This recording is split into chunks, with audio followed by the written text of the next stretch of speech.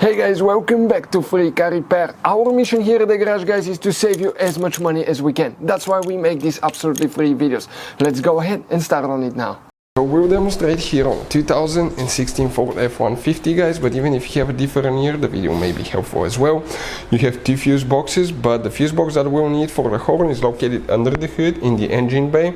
You can see that's your car battery. If we zoom in a little bit, right behind the car battery here, guys, you have one fuse box. That's the lid cover here. You open that and you're going to see a fuse box that will look just like that.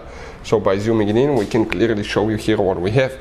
Let's explain why it's important to test fuses and relays, that way you don't waste your time and money.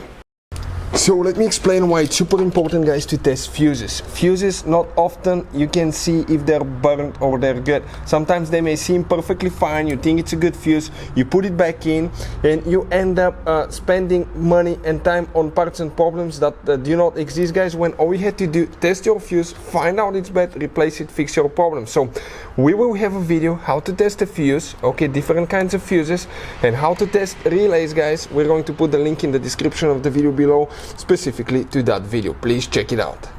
So you can see, guys, you have all kinds of fuses and relays, and those are specific for Ford. Sometimes you may have a really hard time finding any of those if you're in the middle of nowhere, if you're in a small town, guys. We'll recommend to keep some spares in the glove box. We'll put a link in the description of the video below where you can get them from at a good price and quick shipping. That way you don't have to pay ridiculous price at some part stores. They can be really expensive. So the horn fuse will be in that fuse panel right here. If we come here in that row on the left side from top to bottom, 1, 2, 3, 4, that Ford fuse, guys, okay, right here, that fuse number 4, or it is known as fuse number 43, but the Ford fuse from top to bottom in that fuse panel. Hey guys, hopefully the video was helpful.